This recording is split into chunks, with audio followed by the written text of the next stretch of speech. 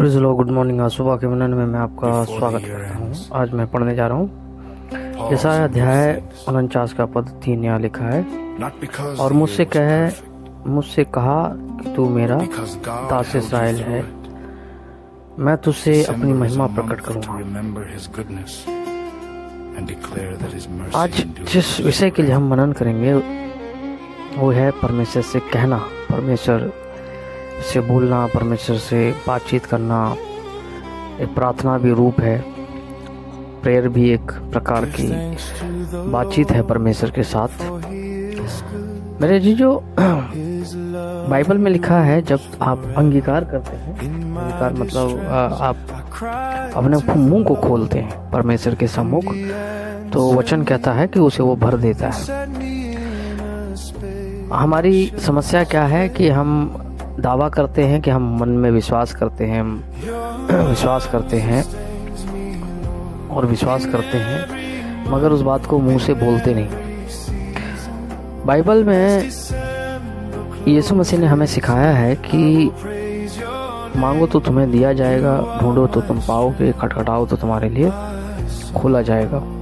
मांगने के ऊपर बात करेंगे मेरे जी। जो मांगने का मतलब है सिंपल सा कि आप परमेश्वर के सामने अपने विश्वास का अंगीकार करते हैं।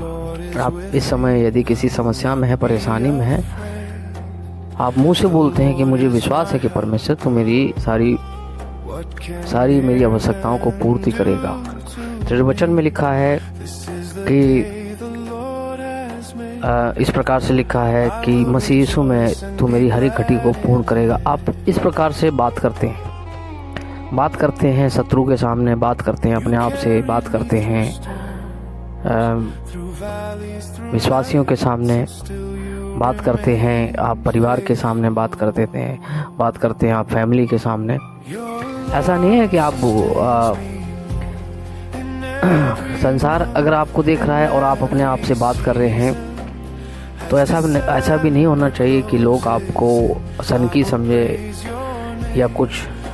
ये मैटर नहीं रखता है कि संसार आपको क्या समझ रहा है, लेकिन महत्वपूर्ण ये है कि आप उस बात का अंगीकार कर रहे हैं, अपने मुंह से अंगीकार करते हैं, निरंतर करते हैं जब तक कि आप उस आशीष को अपने जीवन में होते हुए नहीं देखते।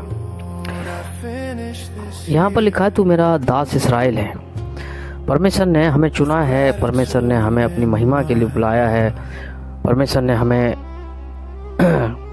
इसीलिए बुलाया है कि अपनी जो उसकी महिमा है वो हमारे जीवन में, आपके जीवन में प्रकट करे, इसलिए उसने बुलाया है। लेकिन हमारी समस्या क्या है कि हम उस आशीष के मुकाम को देख नहीं पाते, और देखना हम चाहते तो हैं लेकिन देख नहीं पाते। बहुत सारे परमेश्वर के दास ऐसे हैं जिन्होंने अंगीकार इस बात का नहीं किया, और फाइनली उनको सब कुछ उनका चला गया, सब कुछ उनके जीवन में तितर बितर हो गया। लेकिन बाइबल जिस प्रकार से कहती है कि जिन्होंने अंगीकार करा उन्होंने परमेश्वर की महिमा प्रकट होती हुई देखी, परमेश्वर की महिमा उनके जीवन में प्रकट हुई। वो खासकर व्यक्ति जो परमेश्वर के वचन का अंगीकार करते हैं, परमेश्वर का अंगीकार करते हैं, मुंह से, अपने मुंह से अंगीकार करते हैं। देखिए मेरे जीजो, जब शैतान हमारे दिमाग पर नियंत्रण करने की कोशिश करता है, हमारे बच्चों के, हमारी पत्नी के, तब हमें परमेश्वर के उस विश्वास की आवश्यकता होती है, और हमें बात करने की उस समय आवश्यकता होती है। हम बात करते हैं शत्रु से। शत्रु अगर कहता है कि आपको बीमारी है, तो आप वहाँ कहते हैं नहीं, वचन में ऐसा लिखा हुआ है कि यहोवा मेरा राफा है, यीशु मसीह के कोड़े खाने से मैं चंगा हुआ। बाइबल इस प्रकार से बात करती है। आप शत्रु से इस प्रकार से बात करते हैं, और एक दिन हम देखते हैं कि शत्रु जो है हार जाता है हमारे जीवनों से। जब हम अंगीकार करते हैं, अंगीकार के साथ कहते हैं, बोलते हैं परमेश्वर के वचन को अपने जीवन से, बात करते हैं। जब बात करते हैं तो परमेश्वर